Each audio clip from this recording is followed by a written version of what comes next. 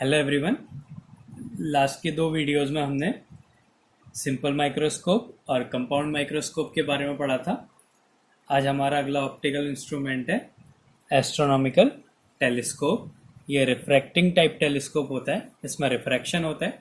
इसके बाद एक रिफ्लेक्टिंग टाइप टेलीस्कोप के बारे में भी पढ़ेंगे। तो पहला हमारा ये टॉपिक है एस्ट्रोनॉमिकल टेलीस्कोप, रिफ्रैक्टिंग टाइप है।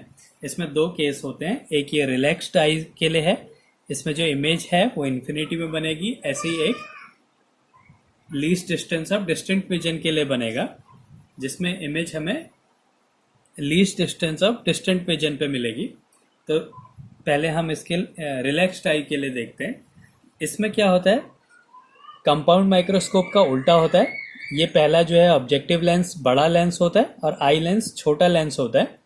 ऑब्जेक्टिव लेंस को बड़ा इसलिए लिया जाता है क्योंकि हम एस्ट्रोनॉमिकल टेलीस्कोप पढ़ रहे हैं।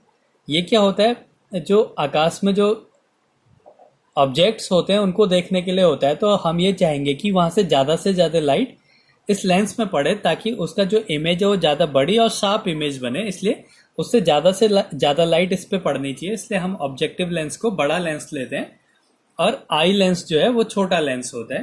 तो पहले क्या होता है, कहीं दूर एक ऑब्जेक्ट रखा है, इससे जो रेज आ रही हैं वो पैरेलल आ रही हैं। अब ये ऑब्जेक्टिव लेंस में पड़ने के बाद एक पॉइंट पे फोकस हो गई। ये जो फोकस है ये ऑब्जेक्टिव लेंस का फोकस है, यहाँ पे इसने अपनी इमेज बना दी। और ये जो ऑब्जेक्ट जो एंगल बना रहा है वो अल्फा है। अगर ये अल्फा है तो ये भी अल्फा होगा, वर्टिकली अपोजिट एंगल है। फिर क्या हुआ, ये जो ऑब्जेक्ट है, ये जो पहले वाले के लिए जो इमेज है ये दूसरे वाले के लिए ऑब्जेक्ट बन गया। अब यहाँ से एक रे पैरेलल गई जो कि इसके फोकस से होके गई, आई लेंस के फोकस से गई, और एक को ऑप्टिकल सेंटर से भेजा तो वो सीधी चली गई। हमने ये कंसीडर किया है कि जो ऑब्जेक्टिव लेंस का फोकस और आई लेंस का फोकस एक ही पॉइंट पे है। तो यहाँ पे क्या होगा, अगर ऑब्जेक्ट को फोकस पे रखा रहता है तो उसकी इमेज जो है वो इन्फिनिटी में बनती है। तो ये रिलैक्स्ड आई के लिए है। इसका जो मैग्नीफाइंग पावर होगा m इक्वल्स टू होता है बीटा अपॉन अल्फा, जहाँ पे बीटा क्या होता है जो इमेज एंगल बनाए और अल्फा क्या होगा जो ऑब्जेक्ट एंगल बनाए।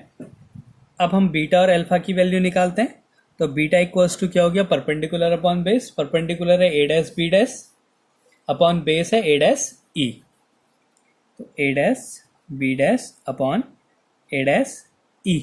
ऐसे ही अल्फा की वैल्यू क्या हो जाएगी, a dash b dash upon a dash o। ये अल्फा हो गया। तो मैग्नीफाइंग पावर क्या हो जाएगा, a dash b dash upon a dash e upon a dash b dash upon a dash o। ये कैंसिल हो जाएगा, ये उल्टा हो जाएगा। a dash o upon a dash e आ गया। इनकी वैल्यूज पुट कर देते हैं। a डैश o क्या है, o a डैश ये FO है।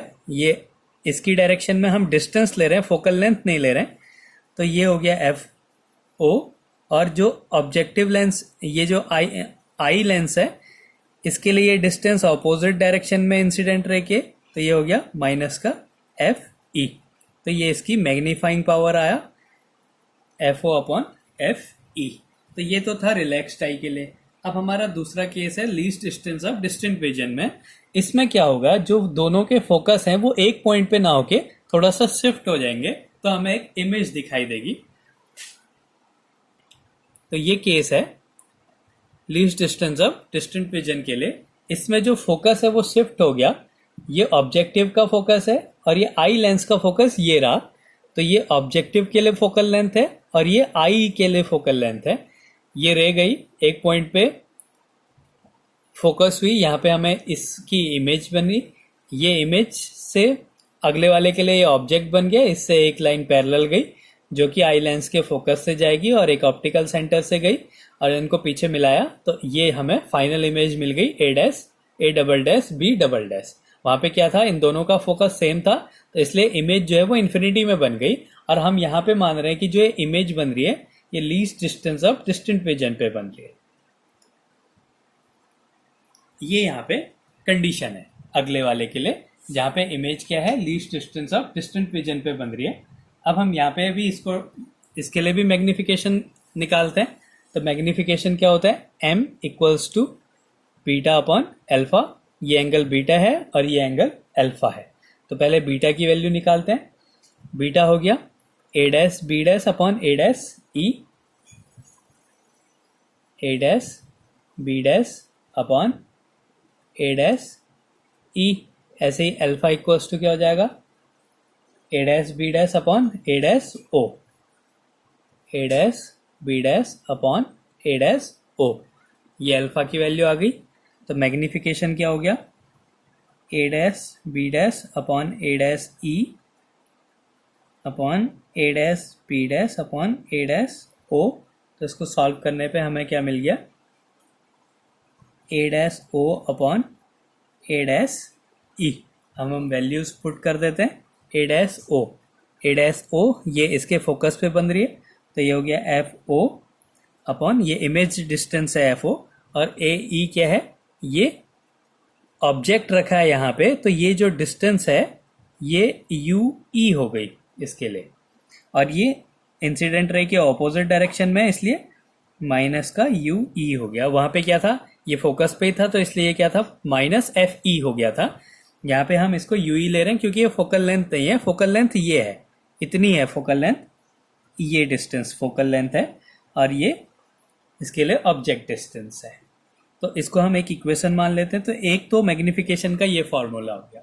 अब दूसरा केस लेते हैं, least distance of distant vision के लिए 1 upon f equals to 1 upon v minus 1 upon u है। अब इसमें जो फोकल लेंथ है वो एफ ई है, आई लेंस के लिए ले रहे हैं हम, आई लेंस की फोकल लेंथ एफ ई हो गया, और जो इमेज बन रहा है वो least distance of distant vision पे बन रहा है, और वो भी इंसिडेंट रे के ऑपोजिट डायरेक्शन में है, तो इसलिए माइनस लिया, और ऑब्जेक्ट की जो डिस्टेंस है वो भी नेगेटिव है। तो इसको यहाँ पे पुट कर देते हैं, 1 upon f e equals to minus 1 upon d minus minus 1 upon u e. ये सॉल्व करके ये प्लस हो जाएगा। अब क्या करा, इसको एफ ओ से मल्टीप्लाई कर दिया इसमें, f o upon f e equals to minus f o upon d plus f o upon u e. हमें f o upon u e की वैल्यू चाहिए, तो इसको यहीं रहने देते हैं, इसको यहाँ पहुँचा देते हैं। तो f o upon u e की वैल्यू क्या जाएगी, f o upon f e, और ये इधर चला जाएगा, plus f o upon D.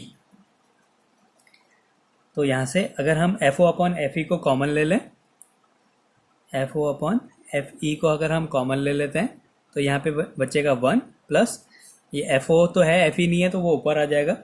Common लेने के बाद एफ ई अपॉन डी हो जाएगा ये। अगर इसकी मल्टीप्लाई करोगे इन दोनों में तो दोबारा से यही आ जाएगा।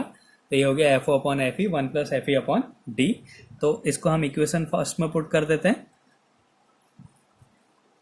इक्वेशन फर्स्ट से हमें क्या मिल जाएगा, जो मैग्निफिकेशन है वो है minus f o upon u e, और f o upon u e की वैल्यू हमने निकाली है f o upon f e 1 plus f e upon d.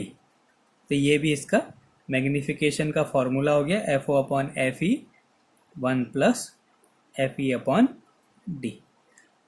तो अगर हमें क्वेश्चन में ऑब्जेक्ट डिस्टेंस, इसके लिए आई लेंस के लिए ऑब्जेक्ट डिस्टेंस और फोकल लेंथ दी हो ऑब्जेक्टिव लेंस की, तो हम इससे मैग्निफिकेशन निकालेंगे। और अगर हमें दोनों की फोकल लेंथ दी है और least distance of distant vision दिया है, ऑब्जेक्ट का हमें नहीं पता है, तो हम इससे फोकल लेंथ को निकाल सकते हैं। तो ये दो केस हो गए रिफ्रैक्टिंग टाइप टेलीस्कोप के, जो कि क्या है, एक एस्ट्रोनॉमिकल टेलीस्कोप।